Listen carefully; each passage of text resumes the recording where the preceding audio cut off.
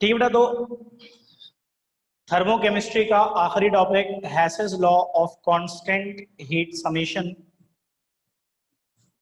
बेटा इस लॉ को दो तरह से इसकी स्टेटमेंट को बताया जाता है। एक तो change in enthalpy delta H depends only on initial and final states, not on path followed।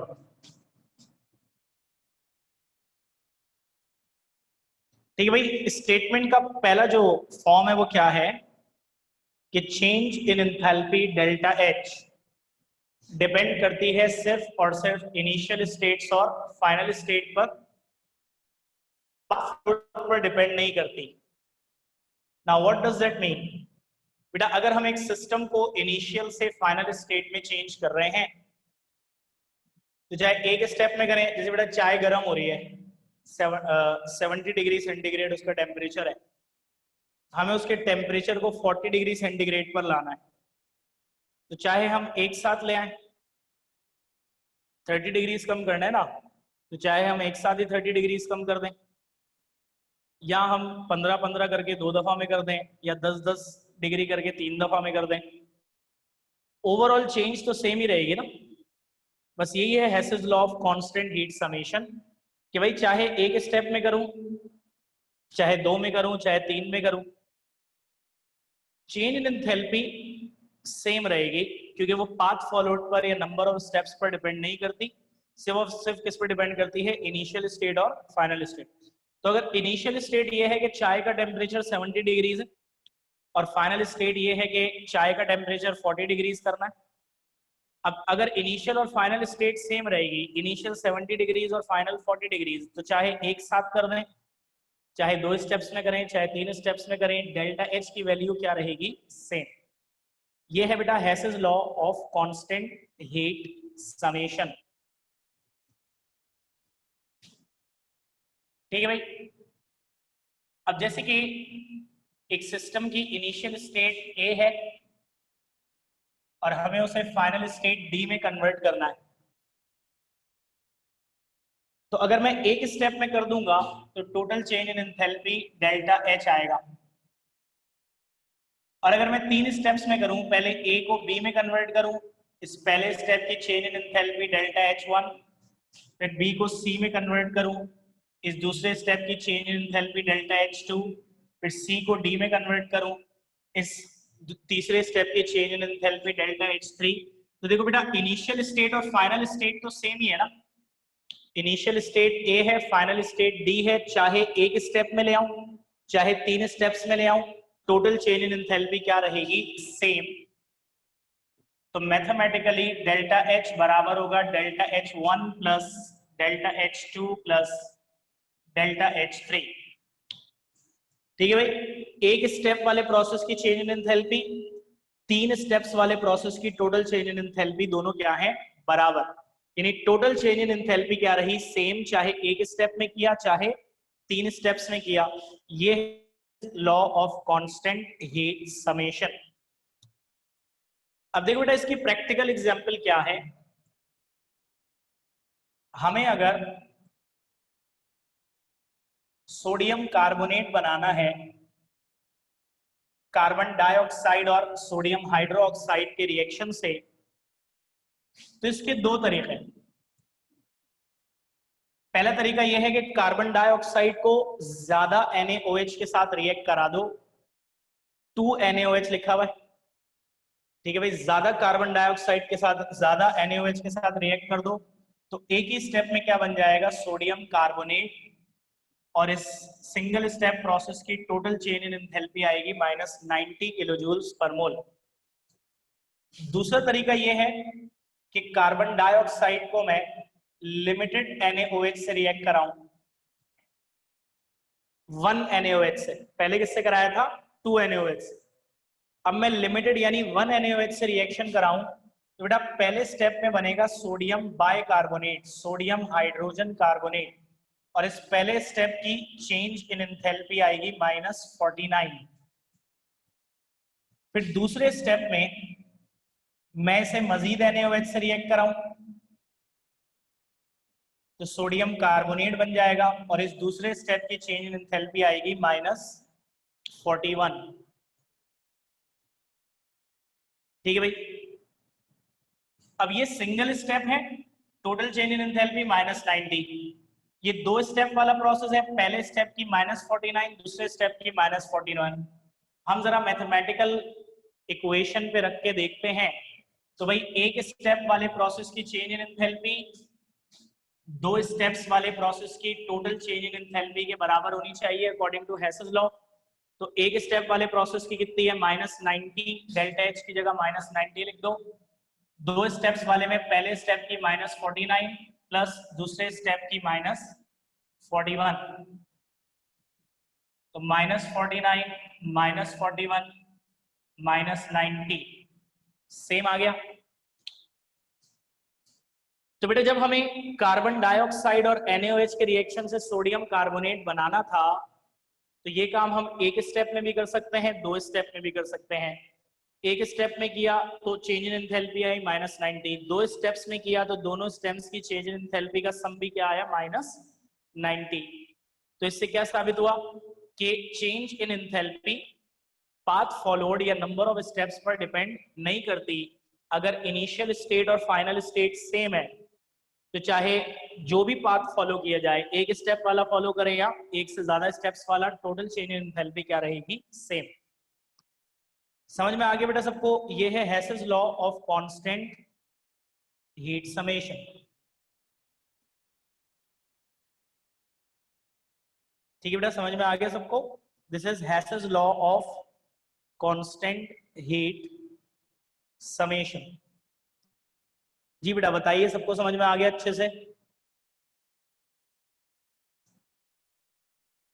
अब इसकी एप्लीकेशंस हैं।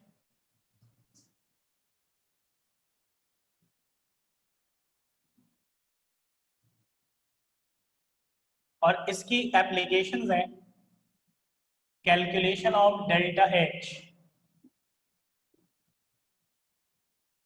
बेटा हम delta H change in enthalpy Hess's law की मदद से कैलकुलेट कर सकते हैं, चाहे वो हीट ऑफ रिएक्शन हो, चाहे वो हीट ऑफ कंबस्शन हो, चाहे वो हीट ऑफ फॉर्मेशन हो। हम हेसेस लॉ की मदद से इसी तरह इक्वेशंस को एडअप करके, जिस तरह यहाँ हमने डेल्टा एच की वैल्यूज को एडअप करके डेल्टा एच मालूम किया, बेटा बिल्कुल सिंपल अलजेब्रा की तरह। ठीक है भाई, बिल्कुल सिंपल अलजेब्रा की तरह हम हेसेस लॉ के कॉन्सेप्ट के मुताबिक इक्वेशंस को और वैल्यूज को ऐड सब्ट्रैक्ट करके डेल्टा एच कैलकुलेट कर लेते हैं। और यही इसके न्यूमेरिकल है। बेटा न्यूमेरिकल पहले नहीं कराऊंगा इसलिए कि थ्योरी कम ही है ना, थर्मोकेमिस्ट्री खत्म हो गया, थर्मोडायनेमिक्स भी छोटा ही है, कुछ डेफिनेशंस है and then first law of thermodynamics है। ठीक है बेटा, तो वो करके फिर इंशाल्लाह हम इस चैप्टर की कैलकुलेशंस पे आएंगे। नाउ यहां पे बेटा थर्मोकेमिस्ट्री हो गया मुकम्मल।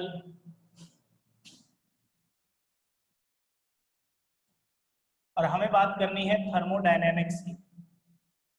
बेटा क्लास एक्सटेंड इसलिए नहीं हो पाएगी क्योंकि आगे मुझे पहुंचना है एक जगह 3 बजे। लेट इसलिए हो गई कि सर तनवीर भी पानी में फंस गए थे, लेट पहुंचे। तो इंग्लिश की क्लास आपकी लेट स्टार्ट हुई, लेट एंड हुई, इस वजह से केमिस्ट्री की भी डिले हो गई। ठीक है भाई, कल भी इंशाल्लाह क्लास रखने का इरादा है, पूरा पूरा सिचुएशन देखते हुए बता देंगे आपको।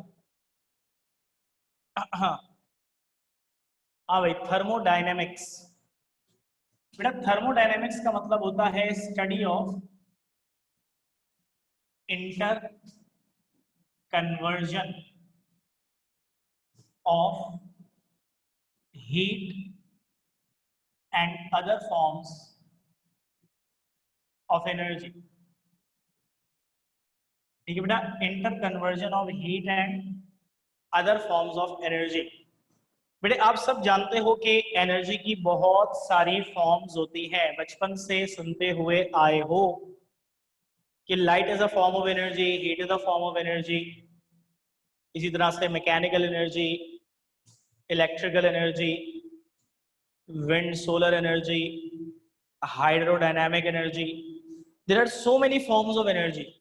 है ना भाई, बचपन से सुनते हुए आए हो आप लोग, और ये भी सुनते हुए आए हो कि एनर्जी की एक फॉर्म दूसरे फॉर्म में कन्वर्ट हो सकती है।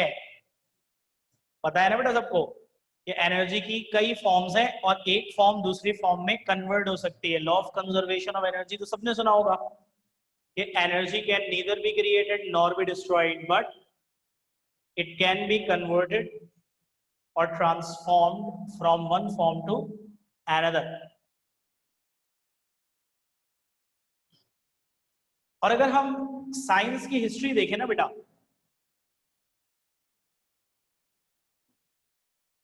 तो साइंस की हिस्ट्री हमें ये बताती है कि मॉडर्न साइंस में जो बहुत ज्यादा तरक्की हुई है उसमें इस चीज का बड़ा रोल है। जब इंसान ने ये समझ लिया कि एनर्जी की मुख्तलिफ फॉर्म्स हैं और एक फॉर्म दूसरी फॉर्म में कन्वर्ट हो सकती है, दैट वाज द टाइम जब इंसान ने सही मानों में तरक्की करना शुरू की। अब एनर्जी की एक बड़ी इंपॉर्टेंट फॉर्म होती है हीट, और बेटा बाकी फॉर्म्स ऑफ एनर्जी हीट में भी कन्वर्ट हो सकती हैं और हीट एनर्जी बाकी फॉर्म्स ऑफ एनर्जी में भी कन्वर्ट हो सकती है। इस inter conversion of heat and other forms of study energy की जो स्टडी है वो क्या कहलाती है? थर्मोडायनेमिक्स। ठीक है बेटा, हीट और अदर फॉर्म्स ऑफ एनर्जी का इंटर कन्वर्जन, मतलब अदर फॉर्म्स ऑफ एनर्जी का हीट में कन्वर्ट होना, हीट का बाकी अदर फॉर्म्स ऑफ एनर्जी में कन्वर्ट होना, इस इंटर कन्वर्जन की स्टडी क्या कहलाती है? थर्मोडायनेमिक्स। और बेटा थर्मोडायनेमिक्स में भी सबसे पहले हमें टर्म्स पढ़नी है, system, surroundings, boundary, state, state function, macroscopic properties, intensive, extensive, ये सिर्फ टर्म्स एंड डेफिनेशन। और बेटा इसको अगर लिखवाने की जरूरत मतलब ऐसा है नहीं, सिस्टम, थर्मोडायनेमिक सिस्टम आप नोट्स में पढ़ लीजिएगा। बेटा किसी भी चीज को जब हम स्टडी कर रहे होते हैं ना थर्मोडायनेमिक्स के लिहाज से, तो वो थर्मोडायनेमिक सिस्टम कहलाता है। चाहे सिलेंडर के अंदर गैस भरी हुई है, उसमें से हीट आ रही है जा रही है, हम उसको स्टडी कर रहे हो तो वो भी सिस्टम है। ठीक है बेटा, एक चाय का कप, गरम गरम चाय है, उसमें से भी हीट बाहर जा रही है, वो भी एक थर्मोडायनेमिक सिस्टम है। बेटा डेफिनेशन कुछ इस तरह से लिखते हैं कि एनी रियल और imaginary portion of the universe which is under consideration.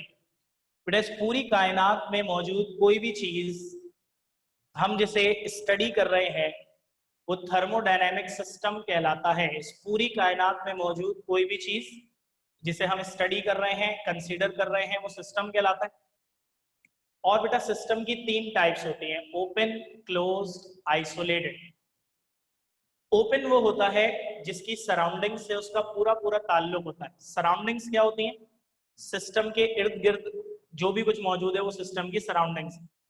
मतलब जब हम सिस्टम को डिफाइन करते हैं तो कहते हैं एनी रियल और imaginary portion of universe which is under consideration is system. तो the remaining portion of universe present around system is called its surroundings. तो बेटा यूनिवर्स का वो पार्ट जिसे स्टडी कर रहे हैं वो सिस्टम है, और जो उसके इर्द गिर्द मौजूद है वो उसकी सराउंडिंग। ओपन सिस्टम वो होता है जो सराउंडिंग से पूरी तरह से मिला हुआ होता है। सिस्टम से मैटर, एनर्जी दोनों ही सराउंडिंग्स में भी जा सकते हैं और सराउंडिंग से सिस्टम में भी आ सकती हैं। उसे हम ओपन सिस्टम कहते हैं। जैसे चाय का कप खुला हुआ रखा हुआ है, अब उसमें से धुआं निकल रहा है। धुएं का मतलब क्या है? वाटर वेपर्स, यानी कि मैटर। और बेटा कुछ हीट उसके साथ भी बाहर निकल रही है, कुछ हीट वॉल से भी बाहर निकल रही है, यानी एनर्जी भी ट्रांसफर हो रही है। तो ऐसा सिस्टम जिसमें से मैटर और एनर्जी दोनों ही ट्रांसफर हो सके, सिस्टम से बाहर सराउंडिंग्स में भी जा सके, सराउंडिंग से वापस सिस्टम में भी आ सके, वो ओपन सिस्टम कहलाता है।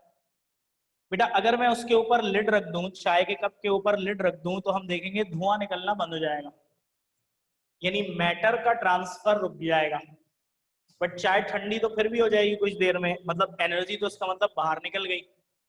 तो ऐसा सिस्टम जिसमें से एनर्जी तो ट्रांसफर हो सकती है, यानी सिस्टम से निकल के बाहर भी जा सकती है और सराउंडिंग से सिस्टम में भी आ सकती है, बट मैटर ट्रांसफर नहीं हो सकता, उसे हम क्लोज सिस्टम कहते हैं। और एक होता है आइसोलेटेड सिस्टम। बेटा एक ऐसा सिस्टम जिसमें से ना ही मैटर ट्रांसफर हो सकता है ना ही एनर्जी, ठीक है बेटा, फिजिक्स में भी आप आइसोलेटेड सिस्टम के बारे में पढ़ते हो, एक ऐसा सिस्टम जिसकी फोर्स बाहर नहीं जा सकती या जिस पर कोई बाहर की फोर्स, एक्सटर्नल फोर्स एक्ट नहीं कर सकती, उसे आइसोलेटेड सिस्टम कहते हैं। तो यूं कह लेना कि एक ऐसा सिस्टम जिसका सराउंडिंग से कोई ताल्लुक ही नहीं है, वो है आइसोलेटेड सिस्टम। ना सिस्टम से मैटर एनर्जी फोर्स बाहर जा सकती है, ना बाहर से मैटर एनर्जी फोर्स सिस्टम के अंदर आ सकती है। ऐसा सिस्टम क्या कहलाता है बेटे? Isolated system. ठीक है, तो सिस्टम, सराउंडिंग, सिस्टम की टाइप्स। बाउंड्री क्या होती है? एक ऐसी लाइन या वॉल जो सिस्टम और सराउंडिंग्स को सेपरेट करती हो। ठीक है भाई, जैसे चाय के कप अगर सिस्टम है तो उसकी जो वॉल्स है वो बाउंड्री है। ठीक है भाई, एक ऐसी लाइन या ऐसी वॉल जो सिस्टम और सराउंडिंग्स को सेपरेट करती है वो क्या कहलाती है? Boundary of system. अब इस तरह की टर्मिनोलॉजीज है, आप देख के पढ़ेंगे आपको समझ में आती जाएंगी। स्टेट ऑफ सिस्टम क्या होती है बेटा? जिस वक्त आप सिस्टम को स्टडी कर रहे हो,